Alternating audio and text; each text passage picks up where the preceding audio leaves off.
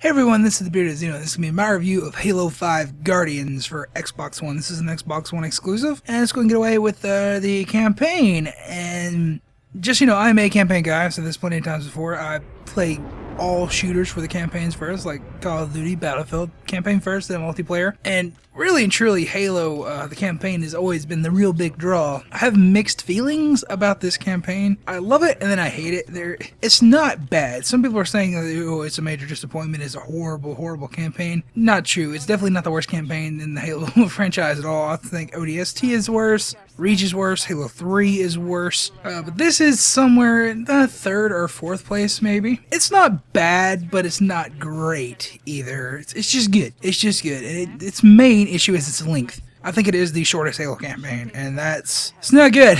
It has the most amount of missions at 15, and it is also the shortest campaign, clocking in at about 5 to 6 hours. That's first time through. You can probably speedrun this in 3.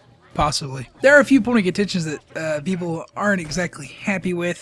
First off, this is a slight spoiler, but it's kind of been out there for a while. Locke is basically the main protagonist of this game. You plays him for 85% of the game. That's no bueno. I don't mind the idea of playing as somebody else other than Chief, but when they share the same amount of space on the box art, they should share similar time in the game. I don't even mind if Locke had more time, but the fact that Chief is only in 3 out of the 15 missions, that, not good. That's not good.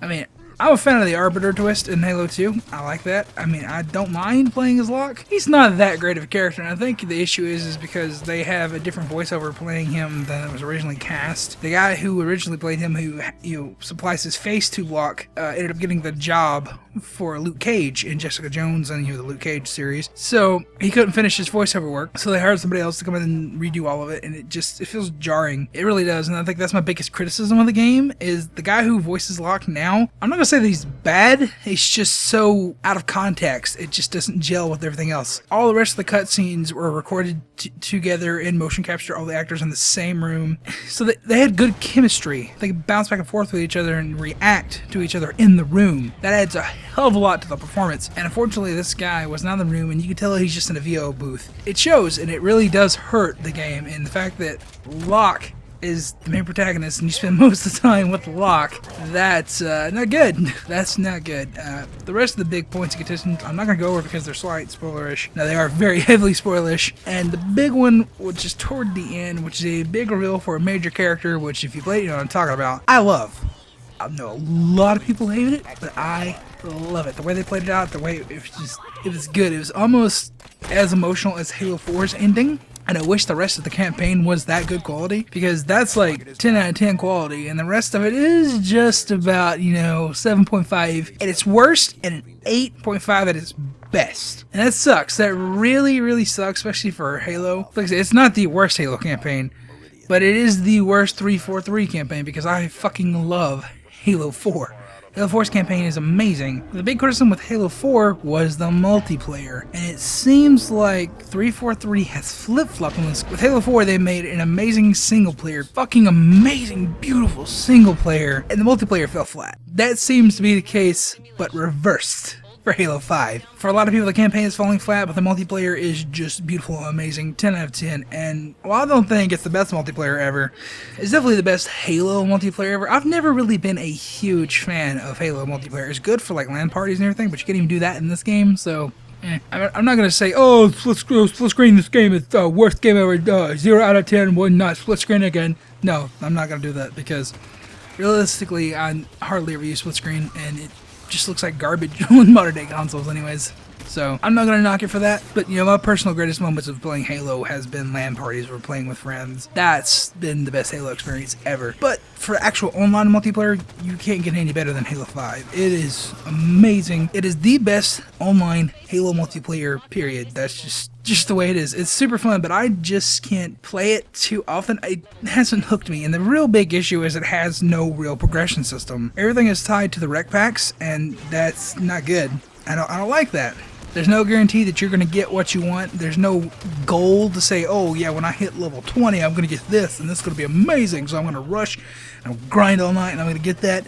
It's all a big guessing game, and that takes a lot of the fun out of it for me. I like a standard progression system. I like to be able to look at a certain goal and say, yeah, I'm going to get that. It's probably going to take me a month, but I'm going to get that, and it's going to be amazing when I finally do. With Halo 5, it's mainly just play, have fun, and if you get an unlock, cool. And that just doesn't hook me. It doesn't keep me going, and I really dislike that about the multiplayer. I wish it did have a good progression system, akin to Call of Duty, which I'll talk about in my next review. I'll be reviewing Black Ops 3, but that's my only real disappointment for the multiplayer. Like I said, I've never really enjoyed Halo multiplayer online too much anyways. My multiplayer choice has always been Battlefield, and that's why I like Warzone a hell of a lot, because it plays out pretty much like Battlefield meets Titanfall, and I love both of those games. So Warzone is the clear winner, and it sucks that there are only 3 maps for it right now. I really wish there were more, but they are kind of complicated to make, so I can understand why there are only 3. Thankfully, we are getting more free with DLC. All the DLC maps will be free, which is amazing. And of course, you do have the standard arena mode, which is your typical Halo multiplayer, which, if you're a fan of that, great. I mean, it's not that I suck at it, I just don't enjoy playing it by myself. It's a game that I need to have friends to play with. It's more of a social experience for me, and that's why Halo's always been with multiplayer. I can't just sit down and grind or just relax and play it like I can other multiplayer games. It feels more competitive, and I'm just not that competitive of a person. I mean, I can get pretty competitive, but I don't care about my global rankings. I don't care about that stuff. I just care about having fun. If I get a great KD, awesome. So at the end of the day, do I recommend you pick up Halo 5? If you have an Xbox One, yes, absolutely, especially if you love Halo. The campaign is worth a playthrough at least once. I recommend you go through in co-op for sure. The chief levels are absolutely amazing, and you must play those chief levels. Just play them, please. They're great. That's what you're here looking for. The lock levels, they are hit and miss. Some of them are absolutely amazing, and others are just kind of, There's no true bad level. There's no true bad level in this game whatsoever. I don't agree with some people saying this is the worst campaign. It's not. It feels like the first act of an unfinished story, and the ending it's pissed a lot of people off. And this game has very much akin to Halo 2, from the multiplayer to the way the story lays out, especially the ending. The fact that you play as somebody else, the other Master Chief, for most of the time. And it's very much in common with Halo 2, and that's a good thing, in my opinion, because Halo 2 is my favorite Halo of all time. Just all around, it was an amazing, amazing game. But is this Halo 2 2? No, it's not. It's not, and it's definitely not the best 343 Halo. I mean, they've only made 2, so... But at least the multiplayer is rock solid for those who absolutely enjoy that, and if you were let down by Halo 4's multiplayer, then you're gonna fucking love this. So if you have an Xbox One, definitely better pick it up, because Halo is the reason that there is an Xbox in the first place, so you gotta support that brand. And it's like I said, it's not a bad game. It's just not amazing all around. And I am personally disappointed because, like I said, I'm not a big fan of the multiplayer. But I enjoyed the campaign good enough. I really did. So if you play Halo only for the campaign, maybe wait for a sale, I would say, because like I said, it's only 6 hours, and it is kind of controversial. Like I said, I personally loved it, but a lot of people didn't. So you gotta be wary of that. You may not align with my opinion on the campaign. So if you're playing campaign only, maybe wait till it hits about $40. But if you're buying just for the multiplayer, go ahead and get it. Just go ahead and get it right now. And if you're buying for both, yeah, go ahead and get it right now. That's just the way it is. It's a no-brainer. If you have an Xbox One, you should have Halo 5. That's just the way it is. The question is, though, how much of a campaign fan are you in order to determine how much money that you need to spend on this game? So that's something you're going to have to evaluate yourself. I'm just giving you what the game is. But anyways, I've been Bearded Zeo for Clicking Phoenix Entertainment. If you have any questions, comments, returns, leave them in the comments down below. Let me know what you think about Halo 5 Guardians, and I'll see you in the next video.